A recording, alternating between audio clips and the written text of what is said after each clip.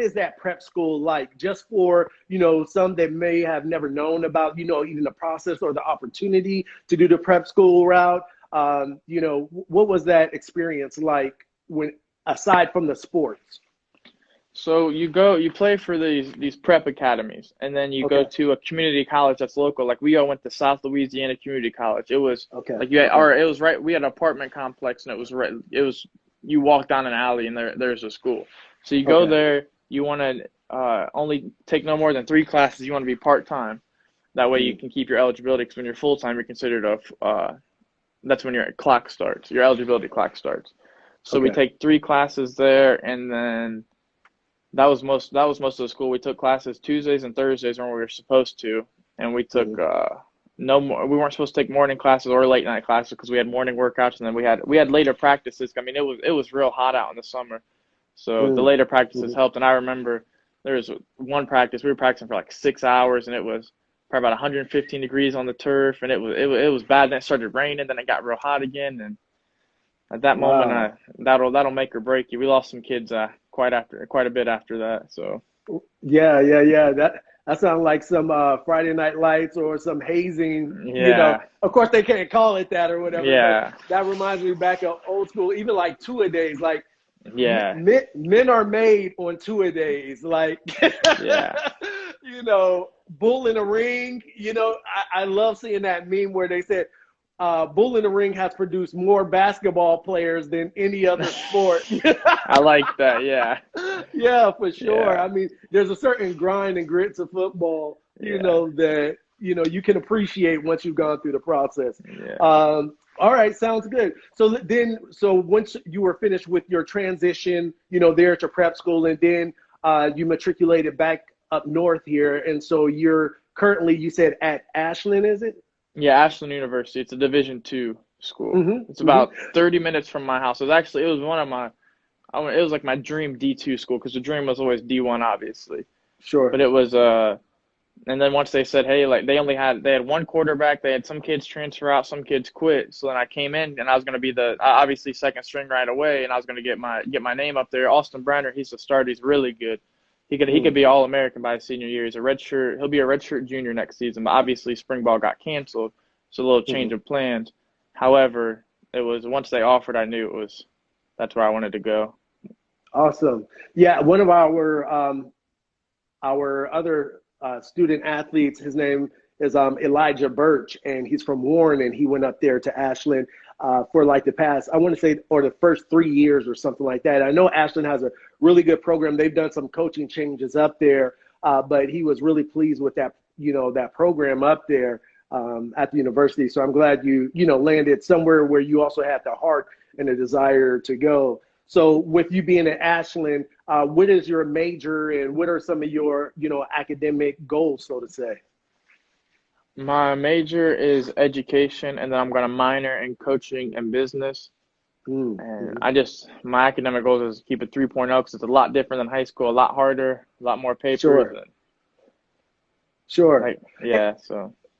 And so right now, with, of course, everything being transitioned to online, was this your first year? So this was your first spring, even at Ashland? Yes, so this spring, I transferred. I went to the South Louisiana in the fall, and then spring semester. In January, I transferred to Ashland, and then Okay. so that was my first semester, and we went probably about 7 weeks maybe, and then we had spring break, and then now everything's online. Sure, sure. Gotcha. So let's talk about that as well, because, athletes across the world, no matter if it's high school, college, or even at the professional level, are all being impacted, of course, with COVID-19. So what has that done in respect to, your process? Are you just right now working out on your own at home, just to stay up on your game? And, how is that going? I've actually the place I work at now, where I'm at right now, Okay. MWD Logistics. The Brian Glowski, he started the business. He's from Winford, which is not too far from Crestline. Well, he has like a little weight room upstairs where we're at right now. So I've been working out Awesome. here, and me and my brother, we started running. and then we just do some footwork drills at home, and we're throwing the football. You just getting because at any time this could end, and then we just want to make sure we're in the best shape. So it's kind of like a blessing in disguise. Gives us more time to train, and then when the season comes out, or when fall camp comes out, and then we'll be ahead of everyone, hopefully. Sure, absolutely. That's great. I mean, it keeps your mental, steady, gives you a schedule still to kind of go by. And I was impressed by you even, you're working in the off season. Like I said, all you're doing is stacking paper, which is commendable. You'll be that much further ahead physically, and then, your pockets will be nice when school starts back. So, it's a win-win for sure. Let's talk about where you are now as far as in working, being a student like myself. When I was in college, I also worked while I was in college. So for you, what has that done for you? And what was your mindset of let me still, I guess, maximize this time, because you're taking college courses, which we already just said can be challenging in and of itself, but you're also making sure that you have a job as well, just to be able to give you a little something else to do or add some money to your pocket. What was your reasoning behind that? My reasoning behind getting the job?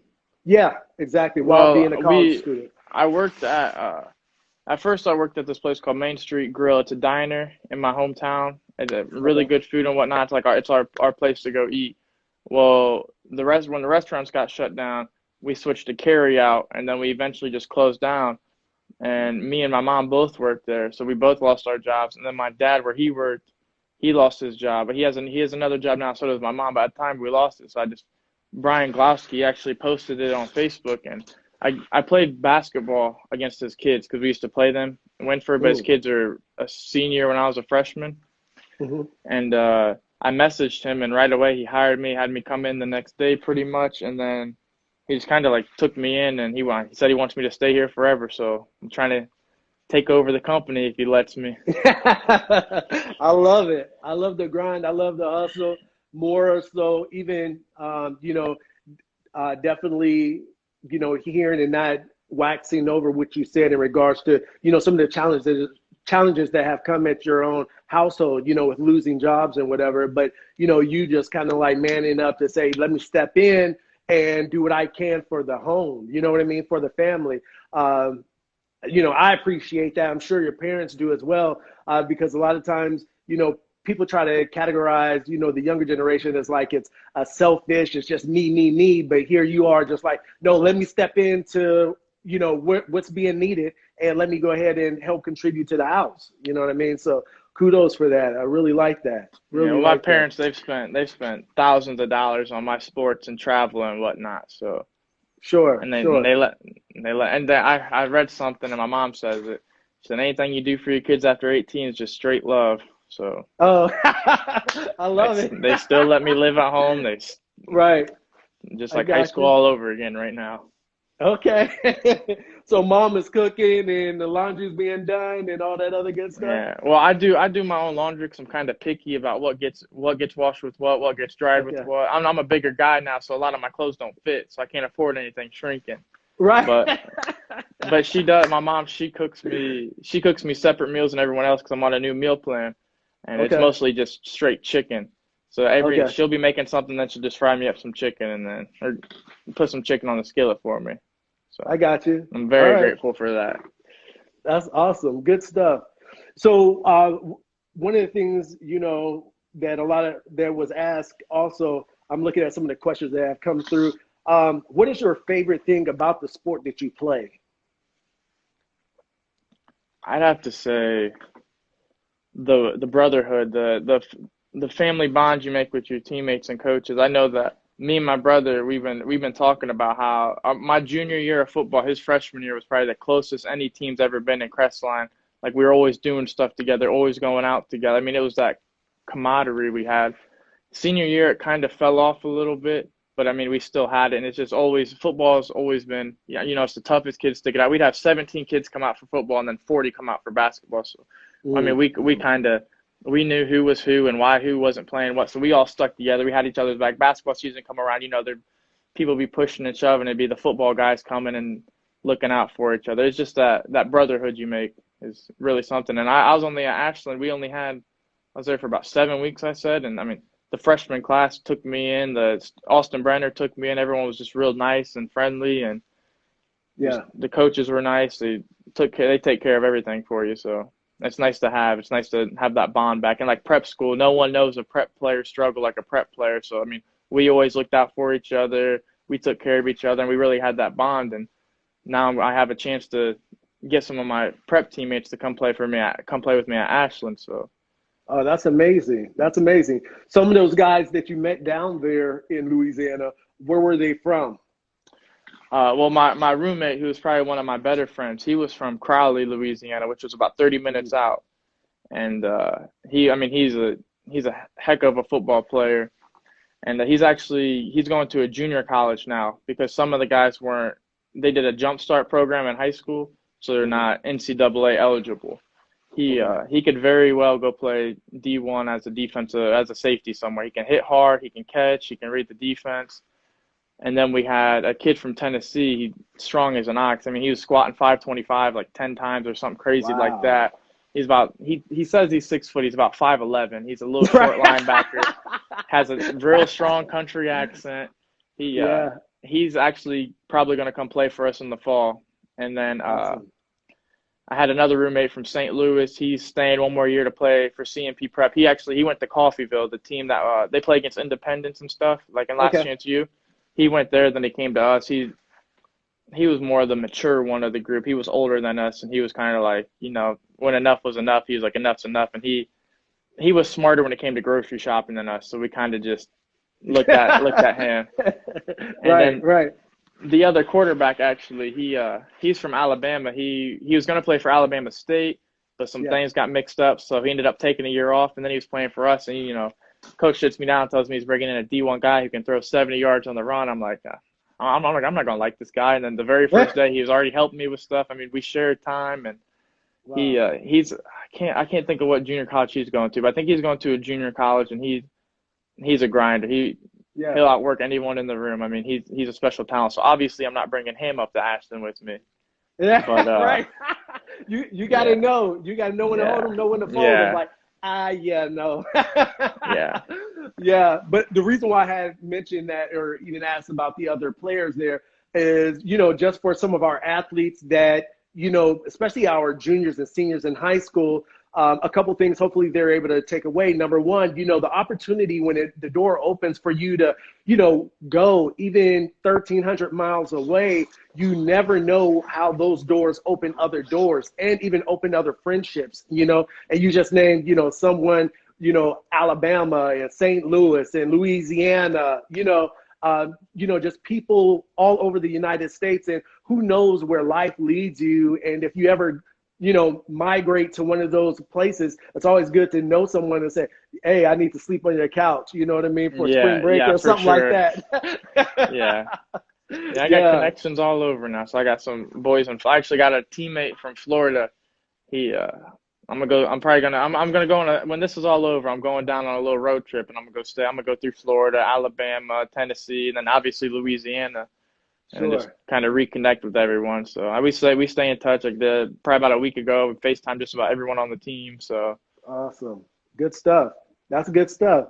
Wonderful. So now this is going to be officially your freshman year then at Ashland University. Next year will be my freshman year. Right now, next year. This year I'm technically like an early graduate. So that's why I went the prep route. So I have I can redshirt if I want, and then play 4 more years after that. Oh, amazing. Good stuff.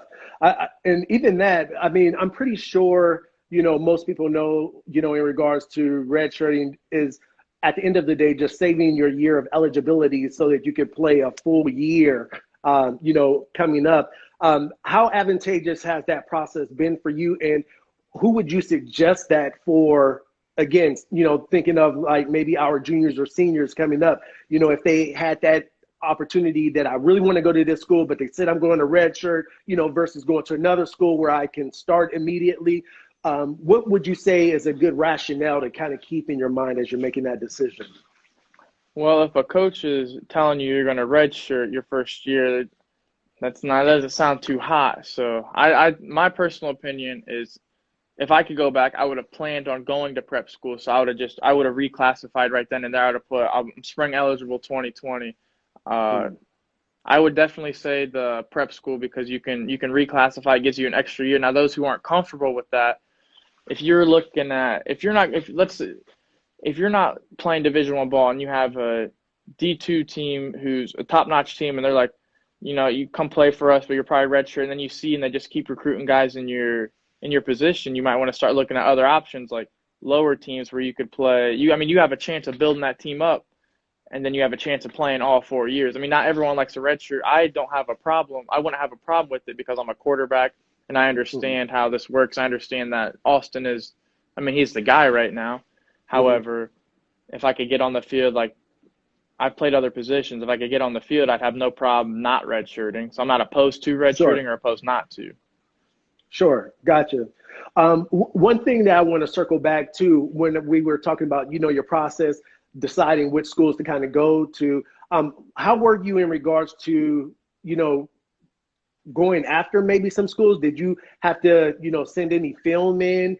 Did you write to any of the coaches, or, was that something where you were a more progressive, or if you were able to do it over now, would you suggest for kids to, or student athletes rather, for them to say, write letters and send tape to a coach? What, I want them to hear your suggestions. My suggestion is if you're a freshman and you think you want to play college sports right away, I would make a Twitter because I didn't have a Twitter before going to CMP Prep Academy. I wasn't a big Twitter guy. Like I have like 7 Twitters maybe, but then Mm, like I have one that I put for I put my stats on it. You put some like I put my size on it because I had good size. I put my GPA because my GPA was decent, and then I just put that as a qualifier and whatnot. You start that up. You don't overpost with a bunch of videos, workout videos. No one wants to see all that. Don't I mean be humble about it. Post like your highlights, post stats, stuff like that. And I would say the best advice I received was to you sit in front of you record yourself against like a brick wall or something. I never ended up doing this the proper way, but how had I known, I wish I would have redone it.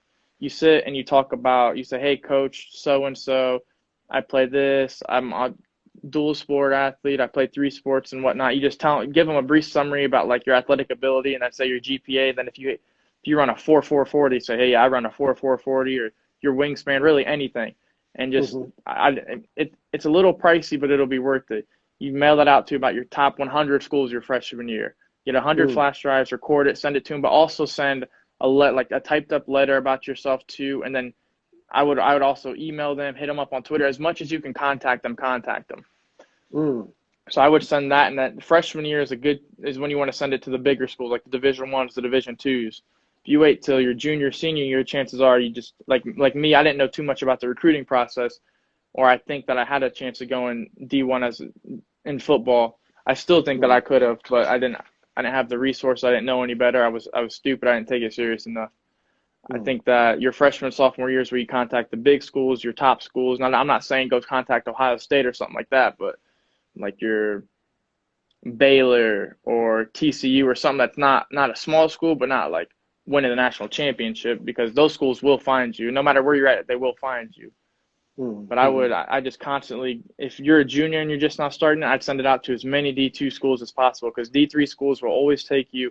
Division 2, you have a better chance if you start hitting them up. They don't start offering you and stuff so about your junior year anyway, if they're serious mm, about you. So I would just suggest from freshman year and on, sending letters, sending video of yourself on a flash drive, your highlights. Don't add music to your highlights. Don't add special effects to it.